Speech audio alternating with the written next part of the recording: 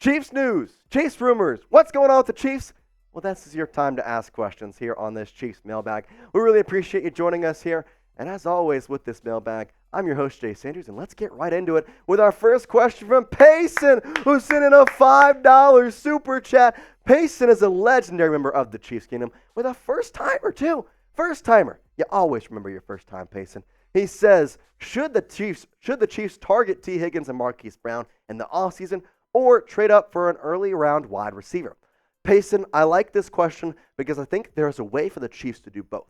Now, they have $30 million in cap space, and Chris Jones is probably going to be worth that much. Now, Marquise Brown is costing you $14 million. Kadarius Toney is costing you $2 million. There's a couple other guys that could be taken off that payroll that could potentially open up cap space. So you could sign on Chris Jones still. But if you don't sign on Chris, that leaves you a lot of room for a lot of different options. There's a way where you can make a couple of trades, get up to around the 15th overall pick, and still have time and have money to go out and get a Tee Higgins, go get a Marquise Brown. I've said this a lot, though. One guy that I think is going under the radar that I think would be a very good option for the Kansas City Chiefs is Curtis Samuel. He's a guy out of Washington, has a really good season this year with Sam Howell over there, and he's going to be a free agent. His market value is around the $5 million mark. And for a receiver like him, I think that's super good, and it's something that Brett Veach would be doing. Like, that seems like what Brett Veach would do. A cheaper guy that has very, very good potential. Next question, we appreciate you, Payson. The Dean Duo comes in saying, since George Pickens wants out of Pittsburgh, can the Chiefs possibly pick him up in the offseason? So he's technically under contract. He's still got that rookie deal going on. And given he's not costing a lot of money, I don't know what they would do. Now, I did see that Mike Tomlin actually addressed Pickens on the sideline and said that his basically antics are causing a problem now. With that, I don't know if they're going to trade him. I doubt they would cut him given he's still on the rookie contract and someone could pick him up and literally pay him dirt to play. And he is a good wide receiver. Like, I think overall he's kind of sucked because of his quarterbacks. Like, Kenny Pickett is not very good. George Pickens is a very good receiver. And I think he's honestly just frustrated. So hopefully the Chiefs could do something with him if that's not possible. But more likely than not, if they're going to get rid of him, it'll be via trade this offseason. Next question coming in from Mr. Mahomie15 saying, Chiefs, will the refs continue to make calls against the Chiefs? Man, I hope not, because listen, as much as I want to sit here and say the refs are the reason the Chiefs are losing these games, I'm not going to. I think they have been a part of the game. I don't think they are the reason the Chiefs lost, though.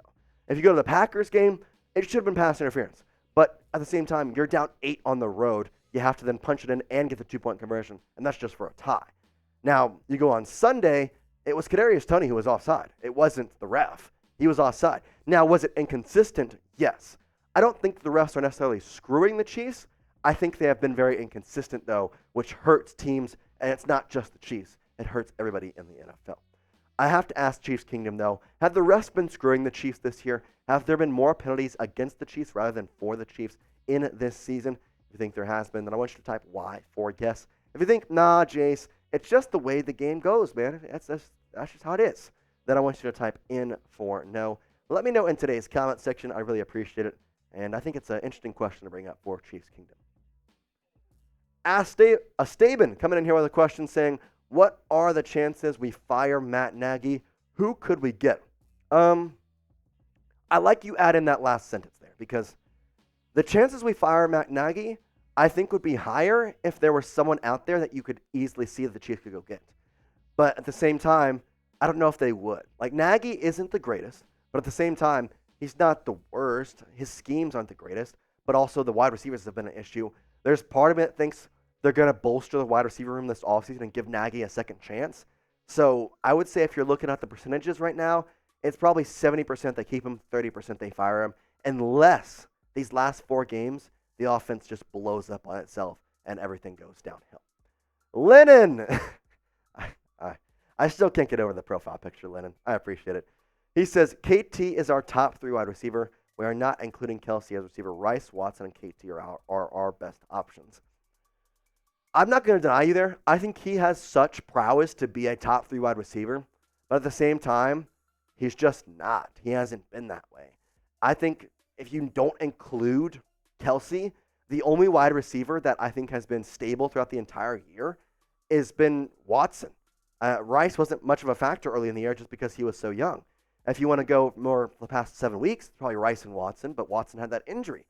Kadarius Toney has been in and out. He hasn't had his stats aren't that good. 25 catches. For a guy who's played in pretty much every game, it's not exactly the greatest thing. I do think he does have prowess, and I'm going to kind of quote Andy Reid here. You can't exactly look at the negatives and immediately just take that away from him and say, oh, he does this, so he can't be good at this. But you do have to understand that his continual time to hurt the Chiefs is something to be noted. Tony Fuentes, I believe in Chiefs, but we need a wide receiver core to step up there. Rashee Rice is the only wide receiver doing great.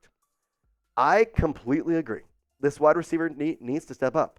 There needs to be somebody in here to come in and be able to just say, hey, I'm going to take over. I'm going to show you what we have, and this entire group has to come together around him. It hasn't been that way. I don't know if Juju was the key keeper last week, or everyone to call him, the guy who set the offense on fire, but now you lose him, and this offense just hasn't done much. I will mention Richie James came back and immediately dropped a pass, which was objectively funny and at the same time stupid. Like, he fits right in, dropped a pass in the first game it came to. I'll tell you what, though. Hopefully they're not dropping passes in Gillette Stadium as they travel up to New England to take on the Patriots this upcoming Sunday. And if you want the Chiefs to beat the Patriots, well, then do me a favor. Hit that like button. We're trying to get as many likes as possible on this because if we hit the like button, we're going to get more likes, which means this video is going to be sent out to more Chiefs fans. And we're going to get more people joining this community here on the Chiefs Report by Chat Sports. We really appreciate it. So always hit that like button. Plus, don't be the jinx. Don't be the jinx. Plus, hit that like button if you're putting prize picks down on this upcoming game. I've got my prize picks already set for this Sunday's game. I've got the more on Patrick Mahomes passing yards at 259.5. I think I know this Pats defense is good, and it's going to be in Gillette, so it may be a little bit of a colder game. But at the same time, I think Pat's going to come back with fire in his heart, and he's going to throw the ball really well. Ezekiel, I got the more on his rushing yards at 56.5. They're not going to have Ramondre Stevenson with the Patriots, so I got the more on that. I'm telling you what, Prize Picks is a skill-based, real daily fantasy sports game, and it's awesome because it's super, super simple to play. All you do, you choose 2 or more players from any sport, and then you go more or less on their projected stats. You can go from 2 players to 6 players, and then you choose flex or power play, depending on how much you're willing to put there and what your confidence is on these guys. Now, if you don't know what Prize Picks is, like I mentioned, it's a skill-based, real money daily fantasy sports game, and because you can do it on multiple sports, it's the perfect time to start because the NBA is now here, and you can combo your projections across the NBA and NFL. So you could pick the more on, say, Patrick Mahomes touchdowns and Jason Tatum points. Check it out at prizepicks.com/CLNS and use code CLNS for a first deposit match of up to $100. PrizePicks also offers a reboot policy, so even if one of your players gets injured, your entry is going to stay in play. So for football and basketball, if you have a player who exits the game in the first half and then does not return, you are going to get that player rebooted. Quick withdrawals, easy gameplay, and enormous selection of players and stat types are what makes PrizePicks the #1 daily fantasy sports app. Once again, go check it out at prizepicks.com/CLNS and use that code CLNS for a first deposit match of up to $100. Shout out to PrizePicks. It's daily fantasy sports made easy. All right, we got another question coming in here from P. Wine saying, would love to see us get Mike Evans and Chris Olave next season. So Olave still on that young contract. He will not be a free agent, and I don't think the Saints will trade him. Mike Evans is a free agent. The only thing I have with Mike, he's going to cost a lot of money, and the rumor with Mike right now is that once he goes into free agency, he's pretty much a lock to go to Houston, given he's an A&M player, comes back home, and gets to play with the Texans. It seems like that's a pretty one. Plus, they also have C.J. Stroud down there, gets away from Baker Mayfield. I don't think he'll stay with the Buccaneers, but I think overall he just doesn't fit the Chiefs. He fit during the trade deadline because he was a rental option for this season. You wouldn't be paying too much, and he was a veteran guy. But in the offseason, he's probably going to be looking for a 3 to 4 year contract, and given his age, I don't think the Chiefs are willing to do that, and I don't think Mike Evans is willing to go that low. We got another question here coming from Jay Klein. Miami losing is huge for KC. Oh, Jay, you read my mind, man. That was such a big game because the playoff picture is now completely flipped on its head in terms of what could happen. Now, there is still the Baltimore Ravens, but let's go through this scenario real quick. The Chiefs are 8-5, 1 game back of the Dolphins, 2 games back of the Baltimore Ravens. You win out. You win out. You don't play the Dolphins, you don't play the Ravens. You win out. That's the first step. Then the Dolphins lose to the Cowboys, but they also play the Ravens. They beat the Ravens. So you're tied with the Dolphins. The Ravens play the Dolphins and the Niners. They lose both of those games, you're tied with them too. You have head-to-head over the Dolphins, and your conference record is better than the Ravens. Bingo, bango, you're the 1 seed. It's still there, guys. It's still there. You just have to win out and hope for a little bit of help coming down the stretch. Richard P., do you think Pop plays this week? I'm hoping so. He didn't practice at all last week, though. I'm a little surprised behind that. I think he's probably got a good shot, but if he doesn't play, I would almost guarantee he plays in the upcoming week after that on Christmas versus the Raiders, given it being back at Arrowhead and 2 weeks after his supposed shoulder injury.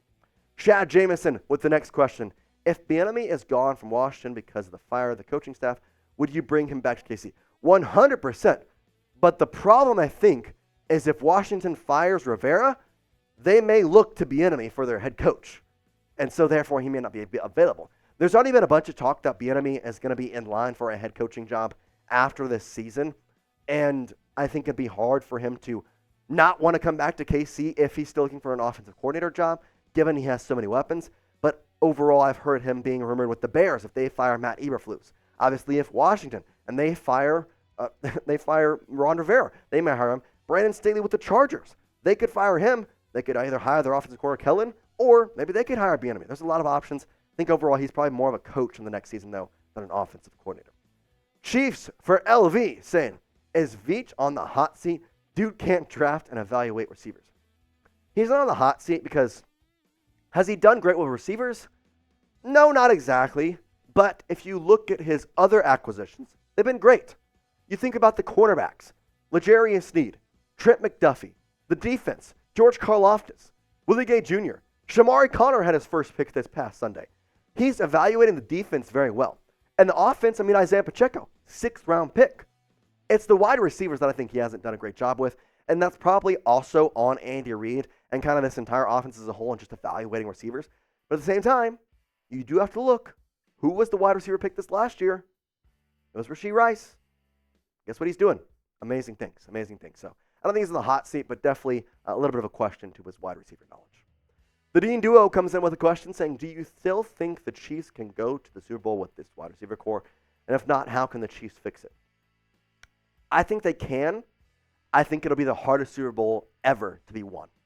Just because Patrick Mahomes, he knows it in his heart, but it's him, Travis Kelce, Rashee Rice, and Isaiah Pacheco, and that's it. Like, Toney will help out a little bit every now and then, but he also hurts. You have MBS that helps out a little bit every now and then, but hurts. Sky Moore has been literally non-existent. And I thought Sky was going to be the number one wide receiver at this point in time, but he's not. I think they can get to it, but it's going to put so much pressure on Travis Kelce and Patrick Mahomes, and the defense has to continue playing well. That's a big thing. The defense falls off the cliff. Chiefs got no shot. The Bright Wolf comes with a question saying, trade for Drake London. Probably not. I don't think that's going to fit. And again, contract there, still rookie, so not going to be able to get that out of the Atlanta Falcons. It would be fun, though. I will say that. Drake London is a fun player. I do think, though, go to his teammate, Mr. Kyle Pitts. That could be more nice. Imagine having Travis Kelce and Kyle Pitts on the left and right. You're screwed. You're done. Like, that would be so cool. Also, there has been rumors about Travis Kelce retiring. It'd be nice to have Kyle Pitts in the wings. I don't think Drake London would work. It would be cool, though. It would be cool. All right, well, that's it for our mailbag. If you made it to the end of this video, we really appreciate you, and I want you to do me a favor. Type real one in the comment section to let me know that you're here, you're still riding with me, and you're riding with Chiefs Kingdom. We appreciate it as always, and hit that sub button. We got a watch party coming up this Sunday for the Chiefs versus the Patriots. Me, Sam, will be live having fun. We appreciate you as always. Peace out, Chiefs Kingdom.